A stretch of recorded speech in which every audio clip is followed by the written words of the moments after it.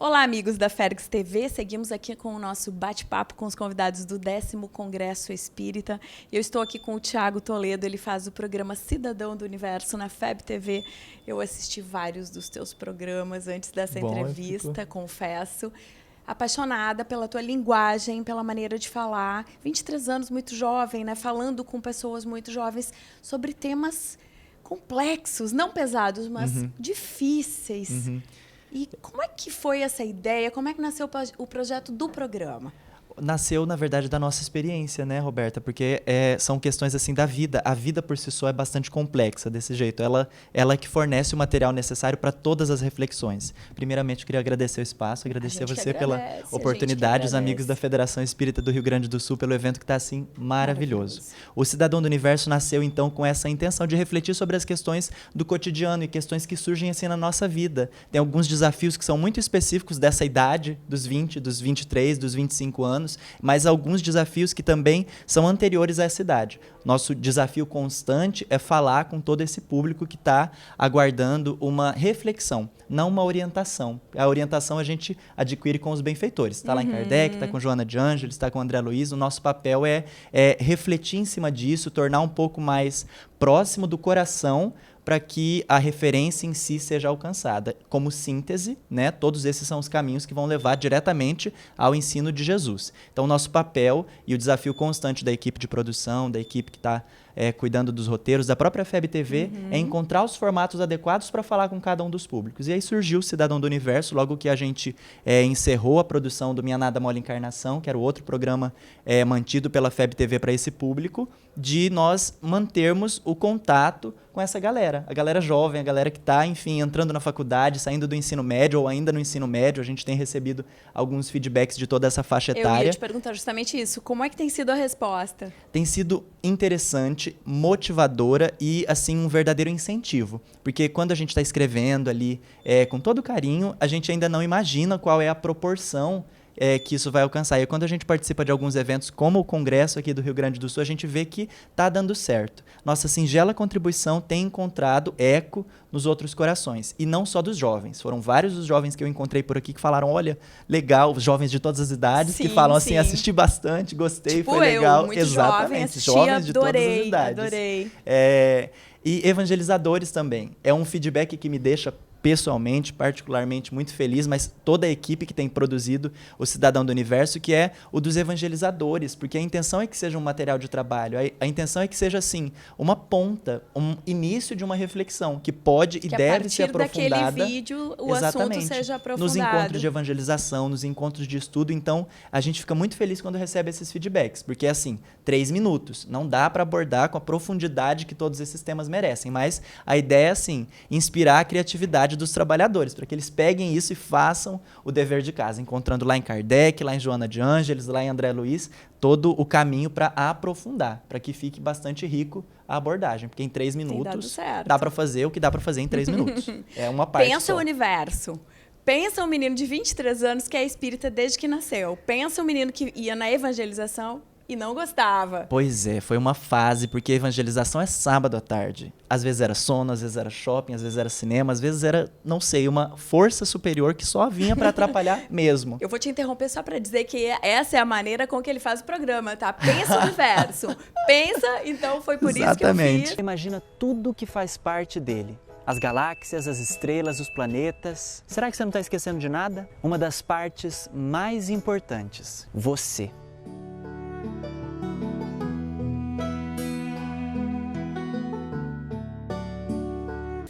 Porque é muito legal. Mas então, pensa ir na evangelização quando tinha tantas coisas para fazer, na adolescência. Era um desafio, mas a divindade muito generosa coloca na nossa vida, assim, seres empenhados, seres dedicados na presença de uma mãe, de uma avó. No meu caso foi vovô e vovó. Vovô Zezé, vovó Zuma, preciso mandar um beijo, porque vovó acompanha, inclusive, hoje o vlog. Beijo, e comenta. Então, e enfim, aqui dos gaúchos pra vovó e pro vovô. É público mesmo também, de todas as idades, né? Vovó Zuma.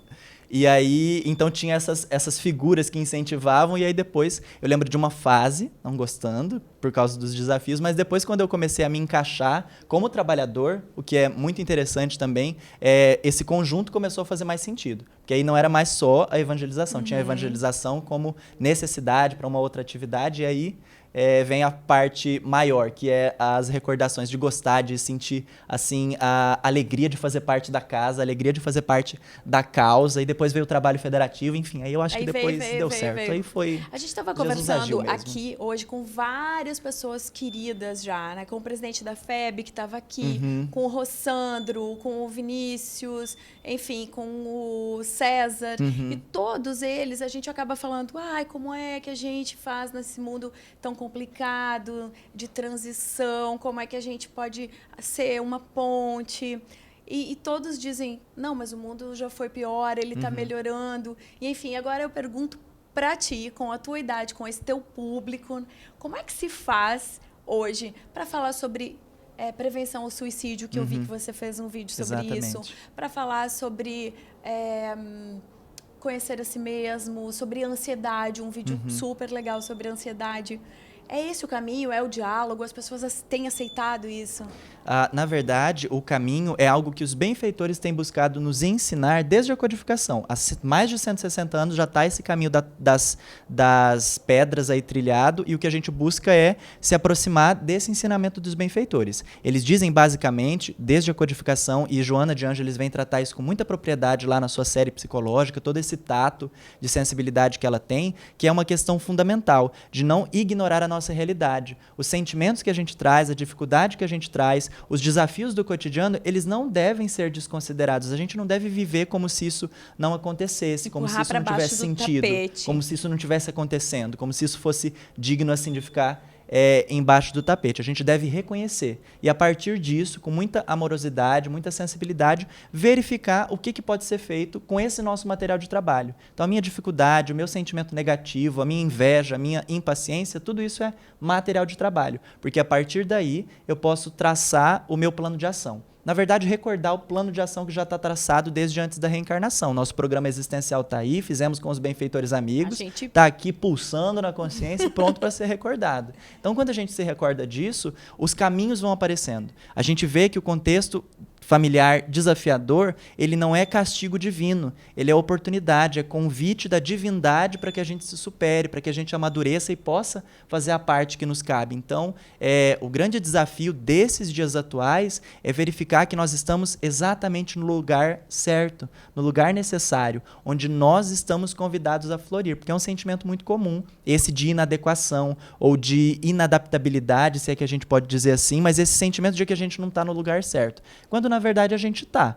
O que não quer dizer que esse contexto vai ser fácil, que esse contexto vai ser, assim, às mil maravilhas. Vai ser desafiador, vai ser profundamente, assim, trabalhoso mesmo, vai ser difícil, a gente vai ter as dificuldades, mas com as referências corretas da doutrina espírita e do sublime educador que é Jesus e que a gente tem refletido ao longo desse congresso, é possível superar. Então, o grande desafio é verificar que nós estamos com a faca e o queijo na mão, como diz aí o ditado popular. A gente está com aquilo que é necessário para, enfim, fazer a nossa parte. Não vai ser fácil, não vai ser assim de uma hora para outra, mas é perfeitamente possível. E aí tem os espíritos que passaram por essa experiência e que voltam para dizer que é perfeitamente possível. Tem Jesus que disse, eu venci o mundo, vós também podeis, mas todos os outros que servem assim de exemplo. A gente vai refletir amanhã na oficina sobre a família, na oficina 2, aliás, amanhã, depois, né, não sei quando vai ser assistido o material, mas faz parte da programação. Estaremos estando refletindo Exatamente. Aqui no Congresso. Refletiremos sobre isso.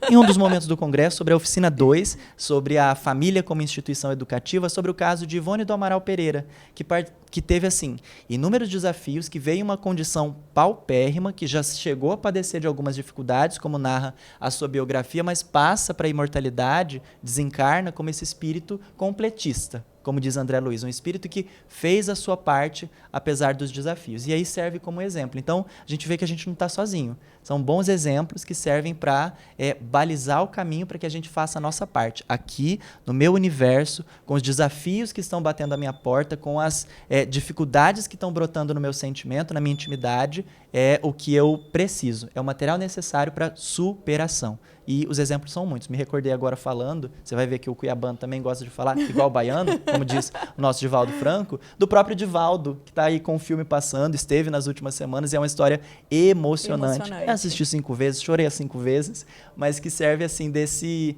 exemplo de que vale a pena seguir o caminho de Jesus, vale a pena fazer a sua parte, sem a pretensão de salvar o mundo, mas com a certeza de que a nossa parte nessa grande edificação já faz a diferença. É uma gota no oceano, mas sem essa gota, o oceano não seria o mesmo.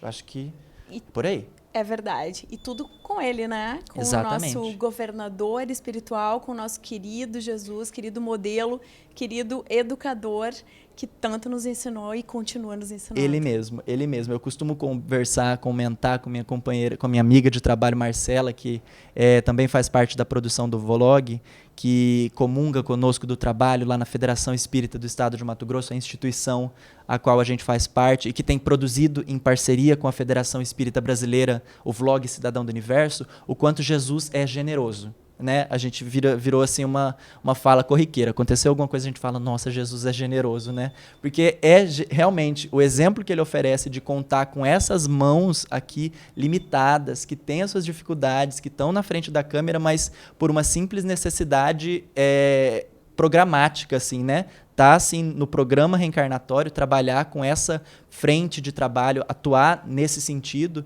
mas que não tem nada de melhor ou pior. Então, demonstra a generosidade de Jesus contar com essas mãos limitadas, com essas mãos que têm as suas dificuldades, mas que podem, apesar disso, produzir o bem. É realmente o sublime educador e o exemplo que a gente necessita não vou dizer de autotransformação, porque né, já esteve aqui na sua plenitude, mas de incentivo para a busca desse caminho de autotransformação.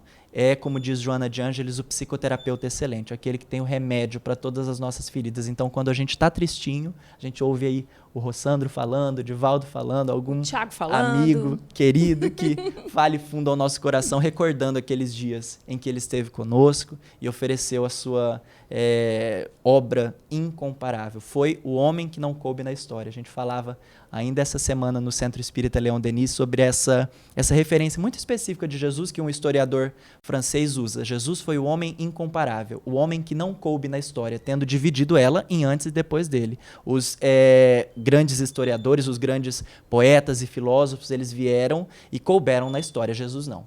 O homem incomparável veio e dividiu ela em antes e depois dele. Só por isso, já simbolizando a grandiosidade da sua ascendência espiritual. Então, não tem condições. A alegria é incomparável também, a alegria de saber que a gente está nesse time. É nesse time que a gente está vinculado. É bom demais, né? É bom fazer parte dessa equipe. A gente tem um tempinho ainda, eu quero te perguntar o seguinte, é difícil, às vezes, falar sobre Jesus para jovens ou para crianças e adolescentes?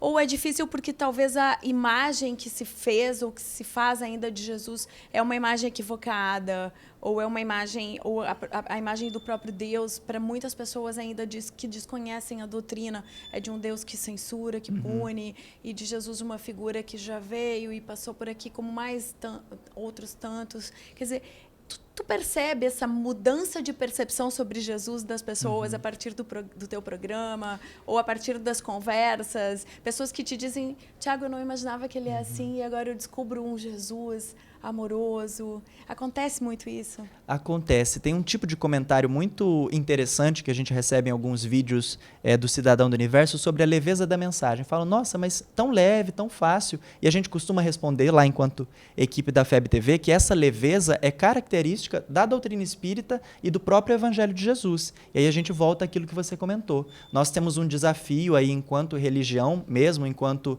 doutrina espírita, que é lidar com o que foi feito da mensagem de Jesus. É um desafio a ser superado. Não aquilo que ele fez, mas aquilo que fizeram da mensagem dele e que impregna a mentalidade coletiva, que impregna, assim, que acaba ganhando os holofotes da mídia, que é o que fizeram do Evangelho de Jesus, que nem sempre representa o que é, em essência, o Evangelho de Jesus. Muitas vezes não, né? Então, acaba sendo muitas vezes não é. Acaba sendo um desafio, inclusive, para nós que trabalhamos com a comunicação social espírita, apresentar Jesus, e isso tem numa mensagem memorável do Bezerra de Menezes, no Conselho Federativo Nacional da FEB, sobre a necessidade de nós apresentarmos Jesus desvestido dos atavios mundanos que foram colocados sobre ele, e a contragosto ou a revelia, né? Não foi parte do programa de Jesus o que fizeram da mensagem dele. Ele previu. Ele sabia que, pelas dificuldades da humanidade, isso podia acontecer, tanto que disse que enviaria um Consolador prometido para recordar o que ele havia dito e dizer coisas novas. Então, ele sabia que podia acontecer, mas não necessariamente era o programa.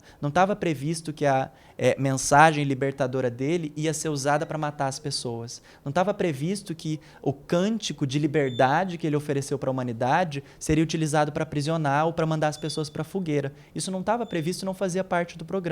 É eminentemente da dificuldade humana, do egoísmo humano, e está aqui para a gente lidar. De modo que toda essa experiência histórica funciona para a gente como uma cortina de fumaça. Às vezes a gente vai falar de Jesus e tem exatamente essa dificuldade toda, porque as pessoas acham que a gente vai falar em um viés fundamentalista ou em um viés que está aí ganhando a mídia, quando, na verdade, o conhecimento espírita é o cristianismo redivivo. Nosso compromisso de trabalho é com a mensagem de Jesus em essência, viva, latente, pungente, assim, que oferece sentido. Então é o desafio, oferecer por meio do Cidadão do Universo e por todas as produções da FEB TV, da Federação Espírita do Estado de Mato Grosso, aqui da Federação Espírita do Rio Grande do Sul, essa figura de Jesus desvestida dos tradicionalismos, das dificuldades que foram incorporadas, mas apresentá-lo como um amigo de caminhada, um parceiro que está do nosso lado, ajudando, incentivando a gente a seguir em frente, e não como uma figura histórica que está crucificada. É a colaboração do Espiritismo. A gente sabe, e é bom recordar,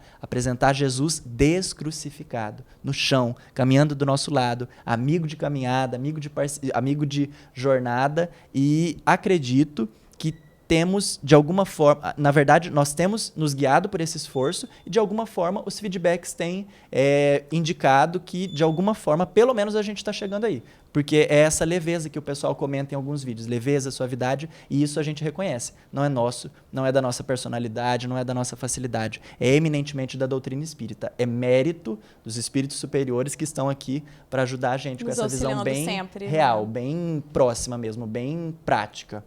Muito obrigada. Muito obrigada por estar aqui com a gente. Foi um papo sensacional, diferente. Eu tenho certeza que o pessoal vai procurar assistir o Cidadão do Universo na FEB TV. Exatamente. E vão gostar demais, com certeza. A gente continua por aqui conversando com os nossos palestrantes. Você acompanha tudo isso no YouTube, no site da Federação Espírita, da FERGS, e nas nossas redes sociais, os endereços a seguir para você. Tchau, tchau.